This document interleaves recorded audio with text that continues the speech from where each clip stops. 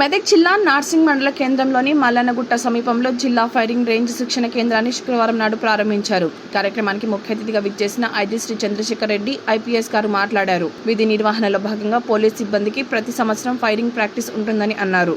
జిల్లా collector Rahul Raj IAS గారు ప్రత్యేక శ్రద్ధ వహించి పోలీస్ సిబ్బందికి ఫైరింగ్ రేంజ్ ఏర్పాటుకు భూమిని కేటాయించినందుకు వారికి ప్రత్యేక కృతజ్ఞతలు తెలియజేశారు.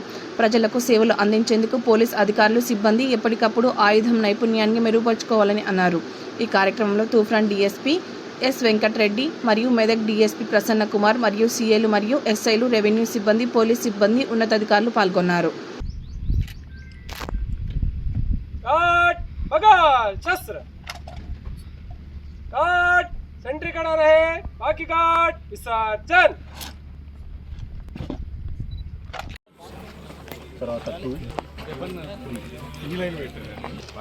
ఫైరింగ్ రేంజ్ నీదే కదా ప్రాక్టీస్ ఫోటో తీసుకున్నాను.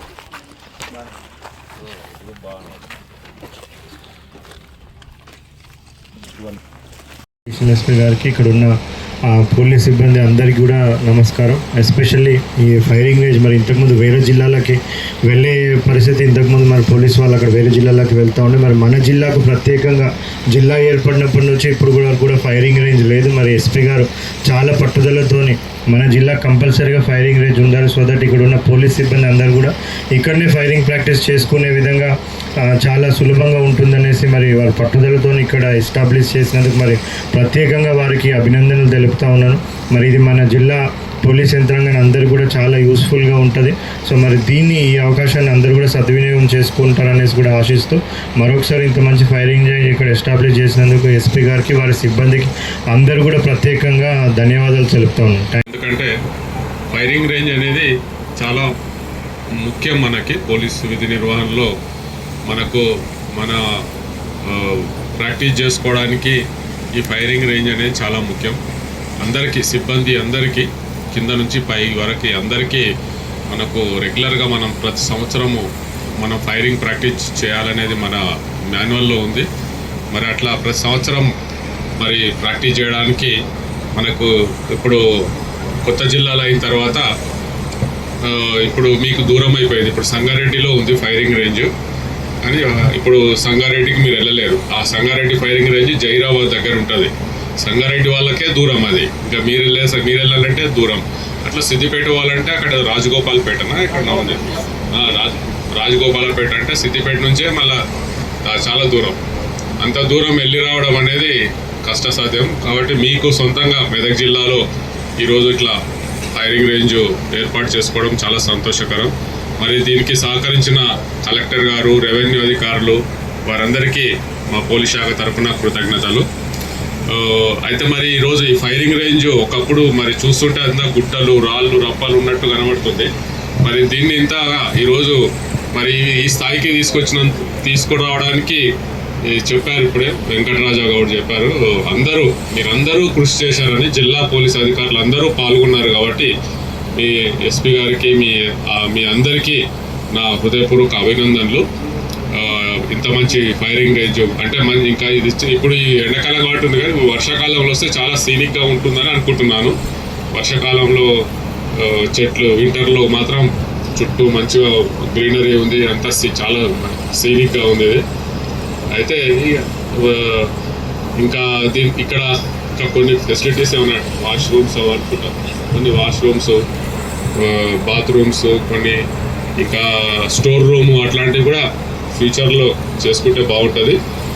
అయితే ఇక్కడ నా అబ్జర్వేషన్ ఏంటంటే, సరే ఇక్కడ ఫైరింగ్ రేంజ్ వచ్చింది కానీ మనం దీన్ని చాలా జాగ్రత్తగా వాడుకోవాలి. మళ్ళీ ఎందుకంటే చుట్టూ వస్తుంటే చూశాను, పంట పొలాలు ఉన్నాయి, గ్రామాలు ఉన్నాయి, ఇటు సైడ్ కూడా పొలాలు ఉన్నాయి. కాబట్టి చుట్టూ రైతులు ఉన్నారు. కాబట్టి మనం చాలా జాగ్రత్తగా, ఫైరింగ్ రేంజ్ అంటే ఏదో ఆట స్థలం కాదు ఇది, మనం ఆడుకోవడానికి వచ్చినట్టు కాదు. ఇది చాలా సీరియస్గా, చాలా ఫోకస్డ్గా దృష్టి పెట్టి చేయాల్సిన పని ఇది, ఈ ఫైరింగ్ రేంజ్ అంటే.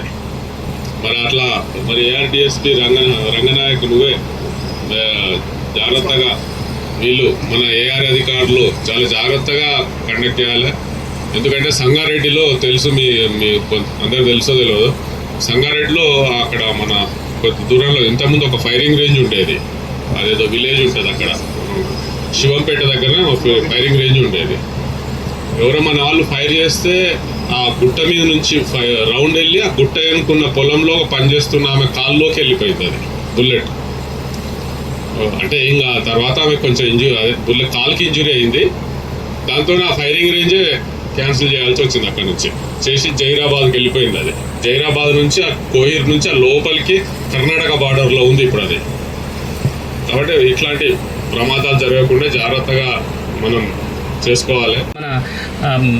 మన జోన్ ఫస్ట్ ఐజీ గారు శ్రీ చంద్రశేఖర్ రెడ్డి సార్, తర్వాత మన డిస్ట్రిక్ట్ కలెక్టర్ గారు, వేదిక పైన ఎస్ఎల్ఎస్పీ గారు, డిఎస్పీస్, ఇక్కడికి వచ్చిన జిల్లా సిబ్బంది అందరూ కూడా ధన్యవాదాలు. ప్రెస్ వాళ్ళకు కూడా ధన్యవాదాలు. సార్, ఈ జిల్లా 2016లో ఏర్పడిన తర్వాత మనకి ప్రతి సంవత్సరం ఫైరింగ్ పోవాలంటే సిద్దిపేట కానీ తర్వాత సంగారెడ్డి కానీ పోయే పరిస్థితి సార్ ఇక్కడి నుంచి. అందుకోసం నేను వచ్చిన తర్వాత కలెక్టర్ గారు రిక్వెస్ట్ చేయగానే 5 ఎకర్స్ మనకి ఇక్కడి నుంచి ఆ గుట్ట మొత్తం కూడా మనకి పోలీస్ ఫైరింగ్ రేంజ్ కోసం మనకి ఇచ్చినారు సార్. సార్కి స్పెషల్గా ధన్యవాదాలు చెప్తాను సార్. లేకపోతే అసలు మన జిల్లాలో ఎంత చూసినా కూడా ఎక్కడ ఫైరింగ్ రేంజ్ కోసం మనకి ల్యాండ్ దొరకలేదు సార్. ఇది ఎందుకంటే ఇది చరిత్రలో నిలిచిపోద్ది. పోలీసు ఉన్నన్ని రోజులు కూడా ఈ ఫైరింగ్ రేంజ్ మనకు ఉపయోగపడుతుంది. ఇది తర్వాత జిల్లాకి సెంట్రల్ లొకేషన్ ఉంది, హిల్ ఏరియా కూడా ఉంది. కాబట్టి ఫ్యూచర్లో ఎటువంటి ఇక్కడ డెవలప్మెంట్ ఇక్కడ దగ్గర ఇల్లు వచ్చే పరిస్థితి కూడా లేదు. కాబట్టి ఇది మంచి సూటబుల్ ప్లేసు.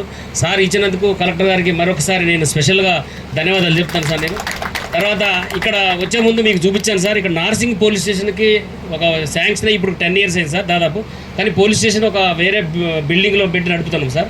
ఈ మూల మీదనే ల్యాండ్ మనకు ఆల్రెడీ ఇంతకుముందు 1 ఎకరం ఇచ్చినారు సార్. కానీ దాన్ని మన ఫ్యూచర్లో క్వార్టర్స్ కట్టుకోవాలంటే 2 acres కావాలి సార్. అది కూడా మాకు ఫిజికల్గా హ్యాండ్ ఓవర్ చేస్తే ఇది కూడా మేము రాస్తే పోలీస్ హౌసింగ్ బోర్డు వారు కూడా రెడీగా ఉన్నారు సార్ పోలీస్ స్టేషన్ కట్టడానికి. ఇది మెయిన్ రోడ్, మనం ఇప్పుడు లెఫ్ట్ దిగుతాం కదా సార్, ఆ మూల మీద సార్, హైవే మీద సార్. అంతా దానికి కూడా నేను కలెక్టర్ గారు రిక్వెస్ట్ చేస్తున్నాను నేను. తర్వాత మీ అందరికి కూడా పేరున ఇక్కడికి వచ్చిన అందరి ఇది ఓన్లీ జిల్లా పోలీస్ సహకారంతో సార్. లోకల్ కొంతమంది కంపెనీ వాళ్ళు మనకి CSR కింద మనీ ఇస్తే దాంతో వాళ్ళ కంట్రిబ్యూషన్ తోటి మనం ఈ ఫైరింగ్ రేంజ్ తయారు చేయడం జరిగింది సార్. దాదాపు 40 రోజులు ఇక్కడ కష్టపడి లోకల్ ఎస్ఐ గారు, తర్వాత మెయిన్ రామాయంపేట సిఐ, తర్వాత సిఐ మన డిఎస్పీ తూఫరాను, తర్వాత డిఎస్పీ ఆదిలాబాద్ మనం మెదక్ సార్, తర్వాత మిగతా పోలీస్ ఆఫీసర్లు అందరూ కూడా దీనికి హెల్ప్ చేసినందుకు వారికి కూడా నేను పేరున నేను ధన్యవాదాలు తెలియజేస్తాను నేను. తర్వాత ఇది డెఫినెట్గా మేము ఇంకా కొద్దిగా దీన్ని డెవలప్ చేసేది సార్. ఎందుకంటే ఫ్యూచర్లో ఫైరింగ్ ఉన్నప్పుడు ఎటువంటి ఇబ్బందులు జరగకుండా, చుట్టుపక్కల కూడా ఎటువంటి ఇబ్బంది లేకుండా మేము దాన్ని సిస్టమేటిక్గా మళ్ళీ ఇంకొద్దిగా ఈ కట్టలు కూడా హైట్ పోసేసి ఏ రౌండ్ కూడా బయటికి పోకుండా, పక్కన హైవే ఉంది కాబట్టి ఈ ఎటువంటి చిన్న ప్రాబ్లం జరగకుండా దాన్ని సిస్టమేటిక్గా మేము తయారు చేస్తాం సార్ దీన్ని. తర్వాత ఈరోజు మీరు మాకు ఓపెనింగ్కి వచ్చినందుకు టైం లేదు కాబట్టి ఇప్పుడు కలెక్టర్ గారికి 12 o'clockకి వీడియో కాన్ఫరెన్స్ ఉంది. అందుకే నేను తొందరగా ముగిస్తాను నేను. ముందుగా కలెక్టర్ గారిని మాట్లాడి సార్, వేదిక మీద ఉన్న multi zone IG Chandrasekhar Reddy గారికి, మరియు జిల్లా ఎస్పీ ఉదయ్ కుమార్ రెడ్డి గారు, మరియు అడిషనల్ ఎస్పీ గారు, నాతో డిఎస్పీ ప్రసన్న కుమార్ రంగనాయక్ గారు, మరియు జిల్లా పోలీస్ ఆఫీసర్స్, ఈరోజు మన ఫైరింగ్ రేంజ్ ఓపెనింగ్ గురించి ఇక్కడికి వచ్చిన multi zone IG Chandrasekhar Reddy గారికి సార్ చెప్పిన ప్రికాషన్స్, ఇప్పుడు సార్ మనకు క్లియర్గా ఫైరింగ్ రేంజ్ గురించి ప్రికాషన్స్ చెప్పారు. అవన్నీ ఫ్యూచర్లో కూడా పాటిస్తూ ప్రజలకు ఏ ఇబ్బంది కలగకుండా ఈ ఫైరింగ్ రేంజ్ని ఉపయోగించుకుంటామని సార్ చెప్తున్నాం. అదేవిధంగా ఈ ఫైరింగ్ రేంజ్ ఎస్టాబ్లిష్ చేయడంలో జిల్లా ఎస్పీ గారు మన ఉదయ్ కుమార్ రెడ్డి గారు చాలా ఫస్ట్ నుంచి ఇనిషియల్ స్టేజ్ నుంచి, నేను కూడా ఎక్కువ విజిట్ చేయలేదు, సార్ విజిట్ చేసినంతకన్నా తక్కువ విజిట్ చేశారు సార్. ఇక్కడికి సార్ రెగ్యులర్గా ఎప్పుడు చెప్పకుండా కూడా వచ్చేసి విజిట్ చేసిపోయేటోరు. సార్ రెగ్యులర్గా వచ్చి డైలీ ప్రోగ్రెస్, డైలీ ఏం జరుగుతుందో తెలుసుకొని రెగ్యులర్గా మానిటర్ చేసి 1.5 months చాలా ఫస్ట్ మనం చూసినప్పుడు అసలు జరగదు అనుకున్నాం. మళ్ళీ తుఫాన్ ఏరియాలో ఇక్కడ మనం CSR ఫండ్స్ కలెక్ట్ చేసుకొని ఆ CSR ఫండ్స్ ప్లస్ ఫస్ట్ మేము ఏమనుకున్నామంటే ఏదో మనం ఇక్కడ లోకల్ వాళ్ళతో చేస్తుందాం అనుకున్నాం, కానీ దాంట్లో అయ్యేటట్టు లేకుండా సార్. మొత్తం బ్లాస్టింగ్ ఇవన్నీ రాళ్ళు చాలా ఎక్కువ ఉండే సార్. మొత్తం ఆ పైకి వెళ్ళి మొత్తం రాళ్ళు తీయడానికే మనకు చాలా ఇబ్బంది అయింది సార్. ఇవన్నీ దగ్గర ఉండి చేసినందుకు, మరియు దానికి మా సిఏ గారు కూడా రెగ్యులర్గా మానిటర్ చేశారు సార్. సిఏ గారు కూడా లోకల్గా ఉండి రెగ్యులర్గా మానిటర్ చేశారు. ఎస్ఐ సిఐ గారు కూడా జిల్లా పోలీసు నుంచి ఏది ఉన్నా కానీ అందరూ మాకు ఇది చేశారు సార్. అందరు చేసి ఈ సారు రిటైర్ దగ్గర ఉన్నారు కాబట్టి రిటైర్ అయ్యే లోపల మేము ఓపెనింగ్ చేయాలని ఒక సంకల్పంతో చేశాం సార్. అందుకు కంపల్సరీ కంప్లీట్ అయ్యి ఇది మనం ఓపెనింగ్ చేసుకున్నందుకు దీనికి మీరు రావడం మాకు అదృష్టం సార్. ఇక్కడ మా ఓపెనింగ్ చేసినందుకు మా అదృష్టం సార్. దానికి మీకు థ్యాంక్స్ చెప్తున్నాను సార్. అదేవిధంగా కలెక్టర్ గారు నేను ఫస్ట్ రిపోర్ట్ చేయగానే అడిషనల్ ఎస్పీ గారు నేను ఒకసారి వచ్చి చూశాను సార్. అటు సైడు అని చెప్పారు, 1 ఎకర్ అని చెప్పారు సార్. దానికి మనకు 5 ఎకర్స్కి మనకి ఎన్హాన్స్ చేసి 5 ఎకర్స్ ఇచ్చినందుకు రెవెన్యూ డిపార్ట్మెంట్ తరఫున కలెక్టర్ గారికి, ఆర్డీఓ గారికి అందరికీ కూడా నేను థ్యాంక్స్ చెప్తున్నాను సార్. మన లోకల్ తహసీల్దార్ కూడా సార్ అందరికీ మన పోలీస్ డిపార్ట్మెంట్ తరఫున థ్యాంక్స్ చెప్తున్నాను సార్. అదేవిధంగా అడిషనల్ ఎస్పీ గారు కూడా ఫస్ట్ నుంచి ఎప్పుడైనా కానీ నేను ఫోన్ చేసినప్పుడు మీ ఫైరింగ్ రేంజ్ ఏమైందని అడుగుతాడు సార్. మీ ఫైరింగ్ రేంజ్ ల్యాండ్ అక్విజిషన్ గురించి మీరు ఆర్డీఓతో మాట్లాడమని చెప్పేసి రెగ్యులర్గా మానిటర్ చేసి మనకు 5 ఎకర్స్ ల్యాండ్ ఇక్కడ అలాట్ చేయడంలో అడిషనల్ ఎస్పీ గారు కూడా చాలా సహకరించారు సార్. అడిషనల్ ఎస్పీ గారికి కూడా థ్యాంక్స్ చెప్తున్నాను సార్ మా సభ్యుల తరఫున. అదేవిధంగా మన రంగనాయకులు గారు ఇక్కడ లోకల్గా రంగనాయకులు మరియు అలా ఏఆర్ సిబ్బంది కూడా కంటిన్యూగా వీళ్ళు ఇక్కడ మనం డైలీ ఇక్కడ సిబ్బందిని పెట్టి మనం మానిటర్ చేస్తూ ఇది చేస్తుండే సార్. వారికి కూడా ఏఆర్ సిబ్బంది కూడా థ్యాంక్స్ చెప్తున్నారు సార్. అదేవిధంగా జిల్లాలో ఉన్న మన ఆఫీసర్స్ అందరూ దీన్ని కోఆపరేషన్ చేశారు కాబట్టి మెదక్ డిఎస్పీ గారు, మిగతా ఆఫీసర్స్, సిఐస్, ఎస్ఐస్ అందరూ దీన్ని కోఆపరేట్ చేశారు కాబట్టి అందరికీ కూడా మా థ్యాంక్స్ చెప్తూ ముగిస్తున్నాం సార్.